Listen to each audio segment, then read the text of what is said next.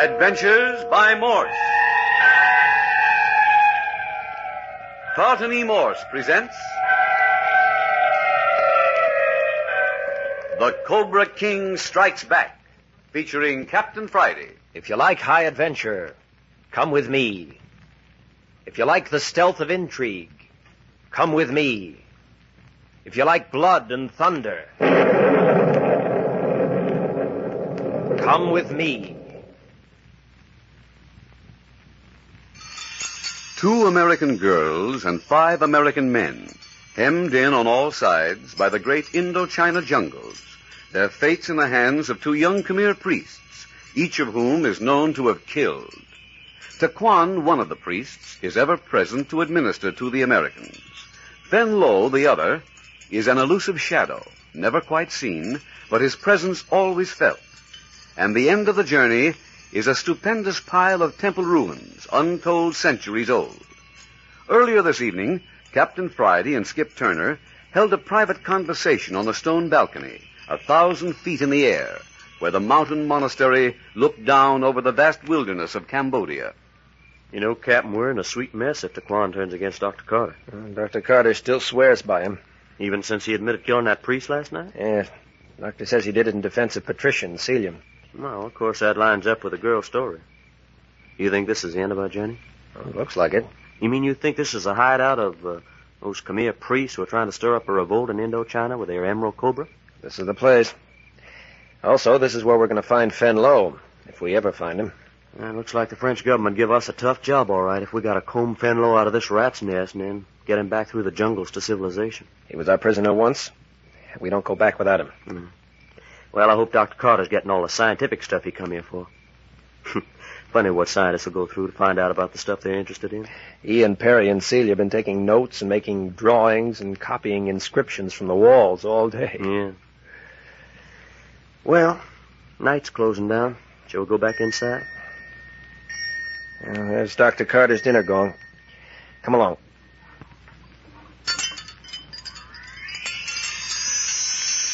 With the passing of the daylight, interest in the temple gave way to uneasiness, and, as night settled, to a nameless fear. And now that the evening meal is over, the party is grouped before the great fire in the chamber whose floors are covered with beautiful fur rugs, upon which the members are lounging. Oh, you folks don't want to hear any more of this gruesome business. You won't be able to sleep tonight. Oh, go on, Perry. I won't be able to sleep anyway. Sure, don't go starting something you can't finish. Well, as a matter of fact, I hadn't intended getting in so deep. Oh, don't be so tantalizing, Perry. Let's hear about this loup-garou or whatever you call them. What do you think, Professor Lebrun? I think we were very unwise to bring the subject up at all. Well, he's got me scared stiff already with his talk about werewolves, witch doctors, cannibalism, and that sort of thing. You might as well finish it. Doesn't make a very pleasant bedtime story, Celia. Well, I think it's all a lot of cockeyed banana oil myself. There ain't no such thing as a werewolf. Quite true, Skip. The werewolf, as far as the civilized world is concerned, is extinct. Oh, there never was such an animal. My word, such finality. Well, it ain't reasonable. When a man takes that attitude, Skip, I always get the impression he's trying to reassure himself. You mean to say that Skip Turner's afraid? Oh, look here, Patricia.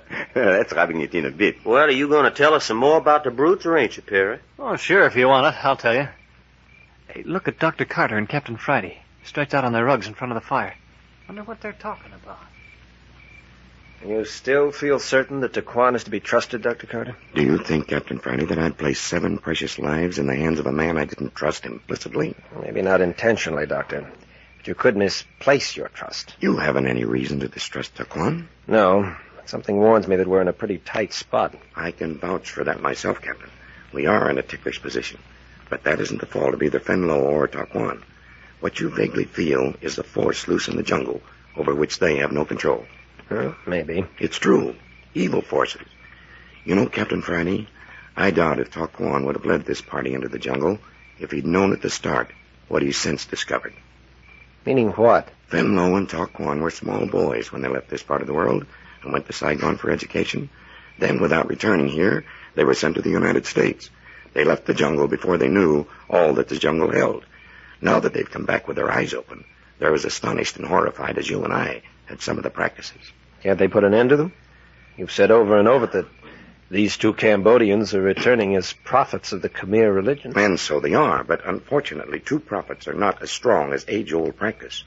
They'd have to kill every Khmer priest in the region to wipe out the evil that creeps through this jungle at night. You're keeping something back, Dr. Carter. What is it?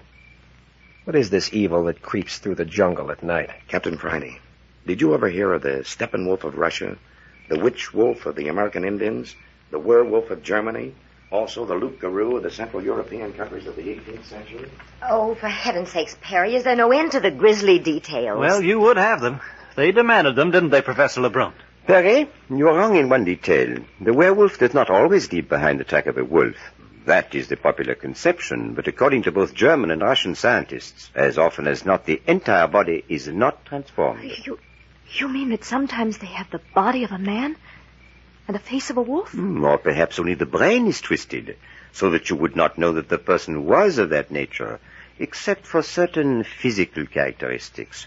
Oh, except, of course, when he was in one of his maniacal tempers. Then the thing that attacked Celia and me last night might have been one of those things? Except that I never before heard of the creatures inhabiting French Indochina. Professor, what are the physical characteristics? Well, how can you tell a werewolf? Eyebrows meeting across the nose. Oh, honestly, I've known a number of men whose... Oh, but that characteristic alone doesn't indicate anything, Patricia. Oh, what else? Long, slender, pointed fingers. Like mine? Even more exaggerated than yours, Celia. Oh. Sharp, pointed, elongated front teeth. Yeah? Wolf's teeth, huh? Usually a mop of black curly hair. Indicative of a wolf's pelt. Tendency towards an airy body. Oh, feel my hands, Patricia. They're as cold as ice. Oh, it's silly to go on talking like this. None of us will be able to sleep tonight. Well, you couldn't hire me to go into that room where we were last night. But, Professor Lebrun... My dear child, haven't you had enough? No, I want to know all about it. What happens when they change from a man into a wolf? You know, Celia, they go in packs like wolves. They do? Sure. The pack has a leader. He's usually more possessed than the others. The changing of the moon affects him. You mean the moon changes him into a werewolf? Well, according to one theory. Yeah, sounds to me like it was just plain crazy. There's a very close connection, Skip. But what happens? Go ahead, Professor. You tell them. I'll put another log in the fire. Oh, Sierra. Oh, please. I'd much rather know the truth than just think and think about it, imagining all sorts of awful things. Well, it must be in the air. I haven't spoken on this subject for years. I haven't even wanted to. The last time I took part in an open forum concerning werewolves was the night I left the university in Budapest, just before the war. It was winter time. An unrecognized son of Emperor Franz Joseph, a classmate, he took half a dozen of us to his winter place back in the forest for the holidays. Our host's name was Joseph. He was a peculiar chap. The same atmosphere that prevails tonight took hold of us. We sat about till midnight or so, eating cheese and a tough kind of rye bread and sloshing it down with mugs of stinging beer. Couldn't talk of anything but these human beasts. Someone would try playing the piano. Joseph led us in bawdy songs. No, it didn't work. The conversation always turned back to the same thing. How the leader of the werewolves races through the village streets calling to its pack, races into the night with swift, black shadows at his heels. Go on, Professor. Can't you picture it? Dignified, scholarly man seated poring over his books, beautiful home, warmth, comfort, and then suddenly the savage howl of a wolf, the call of the pack. The man leaps to his feet. Blood rushes to his cheeks. The scholar stands trembling. And the howl comes again.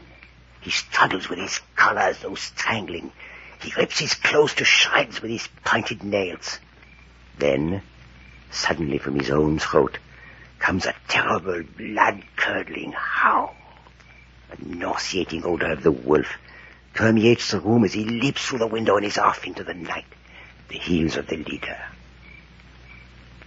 Or perhaps it is a young husband, the distant howl. In terror lest he cannot get out of the house before his madness grasps him, he leaps from the bed beside his horrified wife and plunges headfirst from the window into the deep snow to howl and froth away into the night.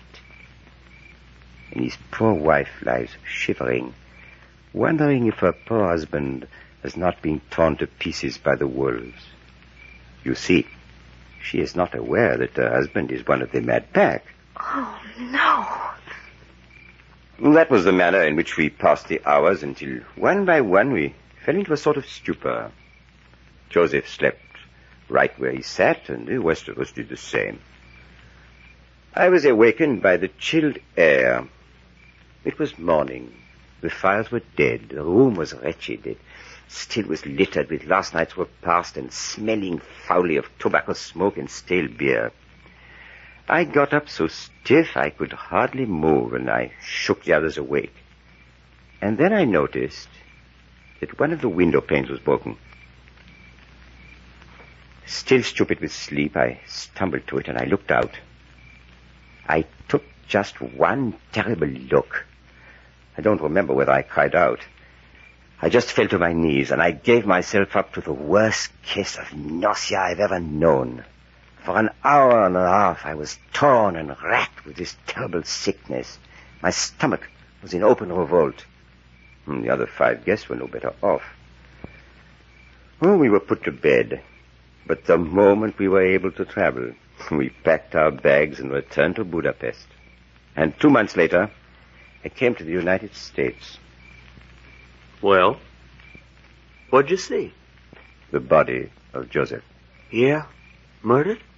Torn and ripped almost beyond recognition by fangs. Signs of wolf tracks in the snow all about. Professor Lebrun, is this a true story? I was never more truthful in my life, Patricia. And it all happened just like things are happening tonight? As I said before, Celia, I never heard of that type of demon worship in this part of the world. But we smelled the animal smell. And the thing we saw was most certainly mad. Viciously mad. And it whimpered just like an animal. Listen. Oh, I didn't hear nothing. Be still. Dr. Carter, did you and Captain Friday hear anything? What is it, Professor? Just listen.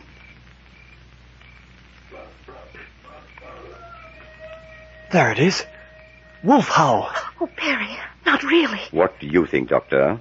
Professor Lebrun, exactly the same thing you do.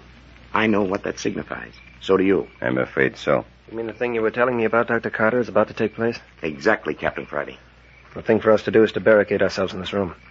It can be done. Perry, the big entrance door bars from the inside. Skip, see what you can do with that smaller door, will you? Hey, now, this is something like it. Come on, Perry, let's get a little action into this. I've had the jitter and juju sitting around holding my hands. What about it, Dr. Carter? Captain Friday's in command now, Perry. Do what he tells you. Come along, Dr. Carter. Out on the balcony. Oh, there it is again. It's coming nearer. But what is it that's happening? I don't know. Maybe that's the leader of the pack. Coming here? Oh, you two girls remain right here by the fire. You'll be safe enough. But what are my father and Captain Friday doing out on the balcony? A matter that does not concern you in the least. No, stay here. You're not telling me what to do, Professor Lebrun. I warn you, Patricia, if you step out on that balcony tonight, you'll regret it the remainder of your life. You mean? Oh, we'll not go into that. Oh, good. Here comes Captain Friday now. I'll never be able to reach the balcony. It's a good 30 feet from the ground. We'll be safe in watching what happens from there. We must post men inside. I don't think there's a secret entrance to the room, but we mustn't take a chance. Well, they'll never get in through that small door, Captain. Now, listen.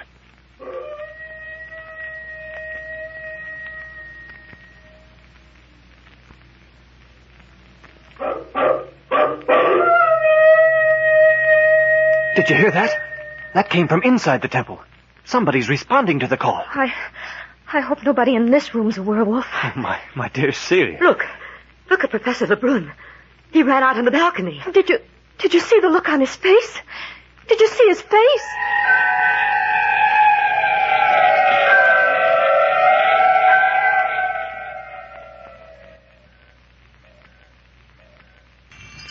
The Carter party is barricaded in the great chamber of the Temple of Priests. Outside, the ravaging howls of the wolfmen. Khmer priests answering the call of the leader of the pack. With the first of the cries, Professor Lebrun's face became intent. and then he rushed from the room to the balcony, looking down on the savage moonlit scene outside. Did you see the look on his face? Did you see his face? You don't suppose he's... Skip, follow me. You bet Oh, boss, come back here. Patricia, stay where you are. Dr. Carter. Harry, stay here with the girls. I'm going out on the balcony and see what this is all about. Sure, go ahead, Doctor. Darn glad we're armed. Now, there, Patricia. Harry, what is... There goes another one out of the temple. This place must be full of them. Come on, you two. Crowd up here to the fireplace with me. Here, what's going on out here in the balcony? Are you all right, LeBrun? Don't be ridiculous, Doctor. What made you run out here like you did? You frightened the girls. I wanted to catch a glimpse of the person leaving the temple to join the pack, if I could. Well, did you? Yes, look.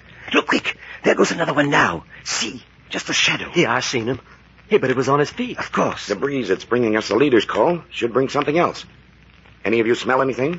I got it when I first came out. It's in the air, all right. You mean that funny smell? Odor of predatory animals. That's it. I've seen enough. Come on, Skip, come on. We'll go inside and watch with Perry. Sure, suits me. The least sign of danger, call us in. Okay, Chief. Hey, Perry, how you get that way? Look here, Professor. An arm around each girl. Professor LeBrun, Something wrong? are you all right? I never felt better in my life. Then you're not... No, I'm not a werewolf. But you looked so strange when you ran out on the balcony. Oh, an overworked imagination. Oh, I'm glad. I'm sorry. I thought you were... Oh, that's terrible. Celia, stop trembling like that. I can't help it. What do you think of that? There must have been a dozen of them racing down the hall and out to join the pack. I'll recheck the doors off the hall. Hey, suppose they try to gang up on us. That many of them could... One of them's at the door now. Hey, Dr. Carter, Captain Friday, come here, quick. What's the matter? What is it, Perry? One of them's trying to break in. What's this? The door. One of them's at the door. Who is it? Who's out there? Don't open that door, Doctor. Answer out there. Who is it? I beg you, Dr. Carter, It's Taquan. open up to me. It is Taquan. Open to me. Look out. Maybe a ruse to get the door open. He sounds in terrible pain. Taquan! Are you alone? I am alone. Be quick before they come for me. I'm going to open the door. Wait a minute. Skip, keep your gun handy. I got it, Chief. Stand to the right of the door. Perry, take your gun and stand to the left of the door. Professor, you and I will stand directly in front. Dr. Carter, swing the door open and drop behind it so you'll be out of the line of gunfire. Well, hurry. I can hear the poor fellow panting and groaning. Are you ready? Let her rip, Chief. Then open the door. Yes, he's alone, Captain. All right, drag him in, Skip. Yeah. Here they come. Close the door and bar it.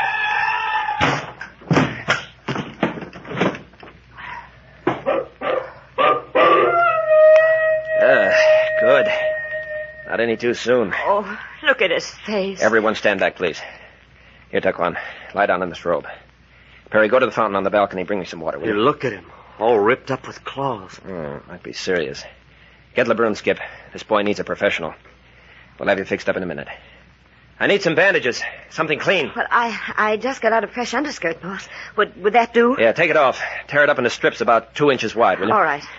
Go over behind that screen. Hurry. All right. Come with me, Celia. Yes, but I'm shaking so. Oh, it'll only be a minute. Here, Celia. Undo me in the back. I'll have to take my dress off. I can hardly make my fingers work. There. All right. Now the underskirt. Oh, the straps are pinned to the... Oh, never mind. Break them. Yank them loose. Here, like this. Oh, I'm jelly inside. I'm not brave at all. Well, I'm not brave either, but this is an emergency. Now, help me get back into my dress. All right. No, the other way. Oh, let it alone. I can do it better myself. Here, take the skirt and start ripping it up. Oh, I don't know what I'm doing. You want me to fasten you up again? No, never mind that now. Come on out in the light so we can see what we're doing. Here, give me the skirt. Here's your pan of water, Captain. All right, Skip. Hold the pan. I want Perry to help me bathe these scratches. What's keeping LeBrun? He's checking the hall doors, Chief. Said he'd be right back. Dr. Carter, start cutting away his clothes wherever you see a claw mark, will you? My poor friend. How are those bandages coming along? Does it make any difference how long they are? Longer the better, that's all. Okay. The doors are secure. Well, what's the trouble here? It's Taquan. Hey, you'd better take over, Professor. Yes, these wounds should be washed. We need warm water. Hey, Professor, there's another one of them pots out on the balcony. What about filling it up and setting it on the fire? Go ahead, Skip. He hasn't said a word. Is he conscious? Do not fear for me. It is not I for whom my heart weeps. Out of his head. Find any marks in his body? Number of deep gashes on his left side. Look. Look here. Something's bitten into the flesh here. Here, let me see. That needs immediate attention. Perry, you go on washing the face. Here, Captain, roll him toward you just a bit. There. That's better. Hey, that's a humdinger of a fire. You'll have hot water in no time. Oh, wring out your handkerchief and hand it to me, Perry. Thanks. Captain Friday, take the longest blade of your knife and bury it in the coals for 2 minutes and then bring it to me. Hey, Professor, what's that for? Just stand back out of the light, will you, Skip? All my emergency equipment would be where I can't lay hands on it now that I need it. One skirt takes an awful lot of bandages. Well, we'll need them. Get a couple of the longest ones handy. Roll them up. Don't handle them any more than you can help. There now. Wash the blood out of that handkerchief and give it back to me, Perry. Here comes Captain Friday with the knife. All right. Never mind the rag, Perry. Give it to me quick, Captain. Hang on tight, Taquan. I'm going to burn out this wound. Oh, no. Oh, no. Don't let the girls watch. Sit on his legs, Doctor. Captain, will you and Perry hold his arms down? Ready? All over. Get hold of yourself, Celia. Now those bandages, Captain Friday. Here you are. Thank you, Captain. Water's hot now, Professor. Good. Skip, reach in my left upper pocket, unbutton the flap and get that vial. Got it? Okay, teacher.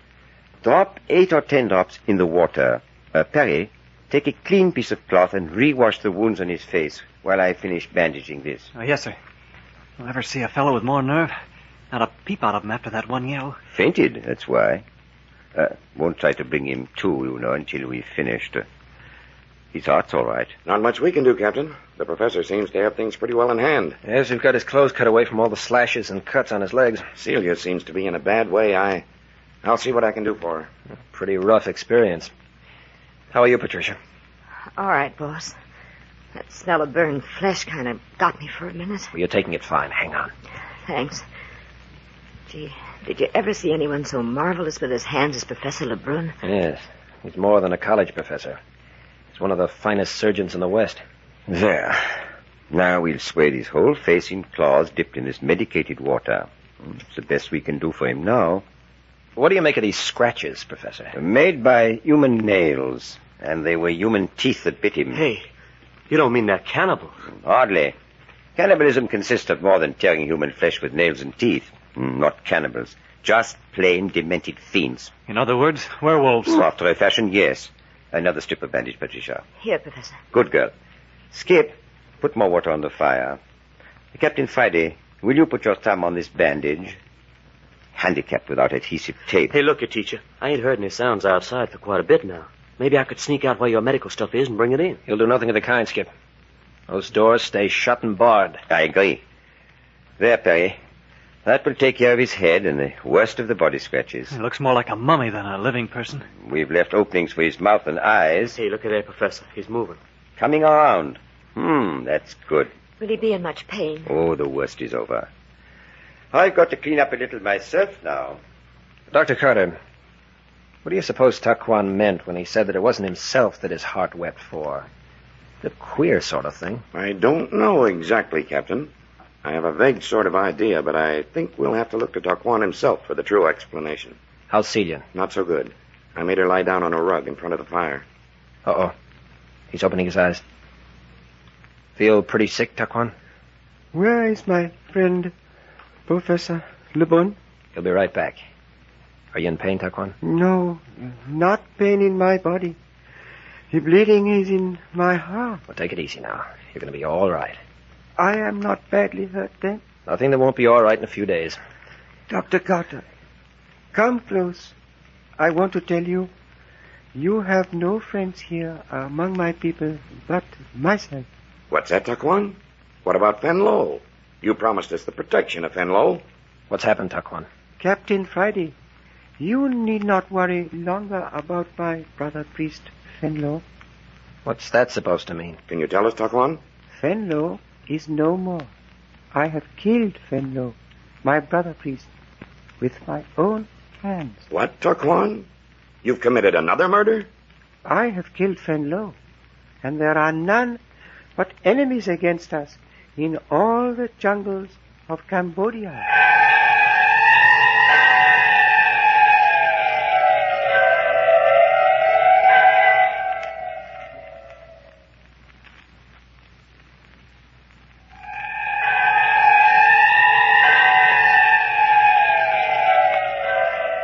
The ancient Khmer priests are out of hand. They have turned against their natural leader, Taquan. He can no longer promise the Carter Party protection. His own life is at stake. Listen next week to the 9th episode of The Cobra King Strikes Back, entitled The Fangs and Teeth of the Enemy. You are listening to Adventures by Morse.